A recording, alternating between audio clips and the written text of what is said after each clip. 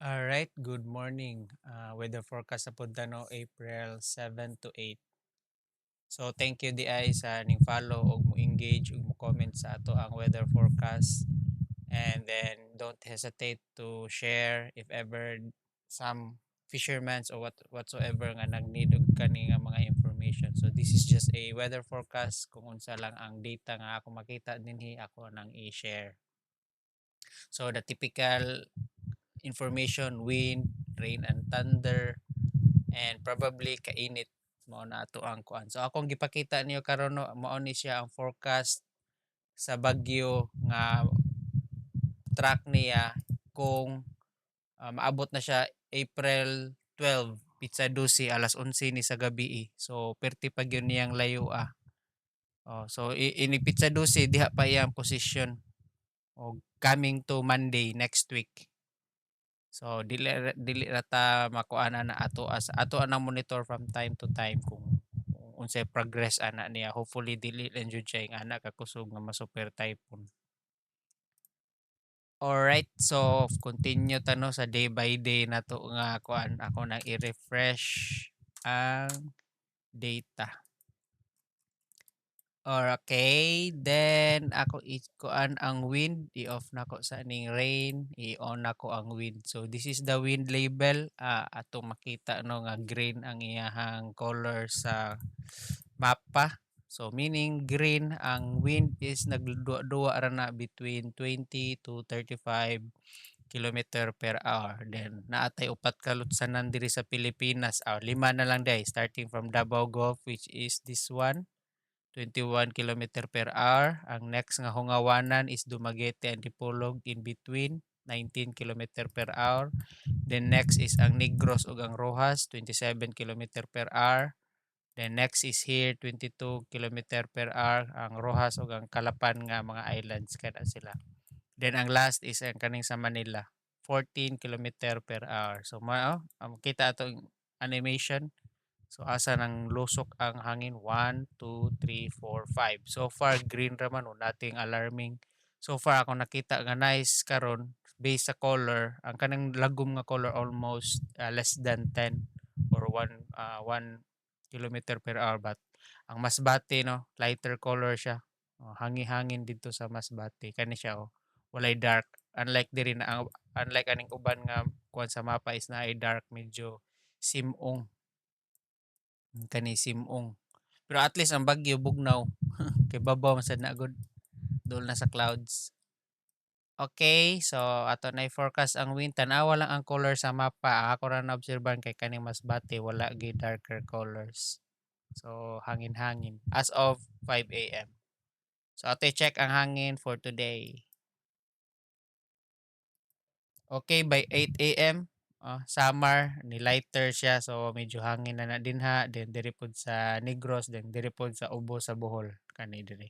Tagbilaran kana ang hagna gid kusog 18. Mambahaw Island 14 kana siya.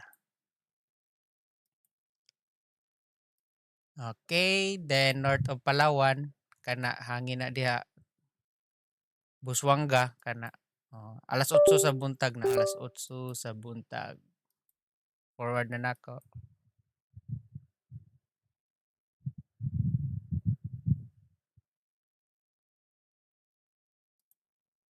Oh, no? Eastern. Ang eastern part by gabi alas 8 hangin ang Legazpi ug ang Katbalogan summer. Tibok Mindanao darker gid ang land area. Sa gabi na siya gabi. Oh, ang Palawan zero gani oh. Oh, alimuot kay na natabunan na sa island so inighapak niya sa hangin diri magduwa pa diri din. Di nakaabot sa Palawan. But yeah, mao na siya ang wind forecast. Mao na siya pormada ini alas 11 sa gabi. So ang eastern part medyo hangin-hangin dire. Masbate consistency Masbate oh. Light. Okay, so padayon ta ato i-change to rain and thunder. Rain and thunder as of the moment alas 5. Alas 5 karong buntagan Bislig giuwan. 11.9. Ako activate ang rain label. Rain label. Yun, rain label 1.5 to 3 lesser, then 7 to 10 millimeter, 7 to 30 millimeter mo ng mga bugat o tubig. So far yellow o kani 11.9. So yeah, ang bislig diha sa kana nga area. Alas 5. Okay, ako nang i-forward.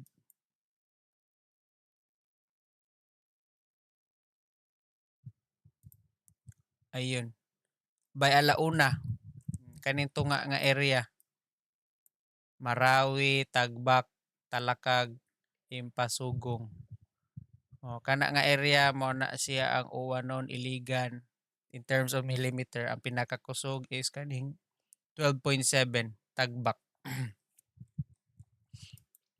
Yan, Visayas, Tabunan, Ragblog, Ginagmayra. So far, mora na yung pinaka-significant or na-possible nga rain, yellow. Okay, ako i-forward. By alas 5, nibalhin na po sa ubos. O, ari na po sa Kibawi, Carmen, Arakan, Kidapawan, Quezon. So, mo na siya ang forecast karon alas 5 sa hapon. Ay, naapod ko nakita diri sa Negros alas 5 sa hapon karong adlaw kana La Carlota, La Castellana, Hinigaran. Kana nga area.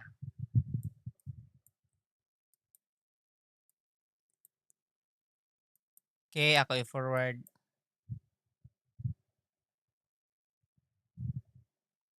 Wednesday na ni sa buntag kadlawon. So far so good. Morning.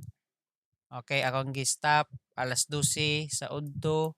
Wednesday, naay nakita din sa Cantilan 7.3 millimeter, Cortes 5.3 millimeter. Kana diha nga area. Wednesday. Forward na nako. Okay, Wednesday, 2 p.m. Ugma 2 p.m. Shokon 7.4. Diri nga area Buldon. Then diri nga area Bayugan, Butuan, Kabadbaran. Kana. Then diri nga area po sa Jensan, Tabayon, Kayapunga, Ilib Tambal. Kana nga, kana nga lugar. Katawa ko sa kuan pag-pronounce. Okay, so mao na siya. Tulo ka dots diri nga kuan. Sa Buanga area, diri sa Butuan area ug diri sa Jensan. Alas 2 sa hapon Wednesday mo na yung forecast. Then sa Visayas is tabunan gyapon sila og heavy blue. Samar, Leyte, Bohol, Cebu, Negros. Yan, diri sa south. Ubos-ubos sa Rojas. Okay, forward na nako. Ayun, pag alas 5, ni shift na pud siya dinhi nga area. Kani Talakkogon, Maharlika 8.5, Lapas. Kana alas 5 na sa hapon Wednesday ha, Wednesday. Ugma pa.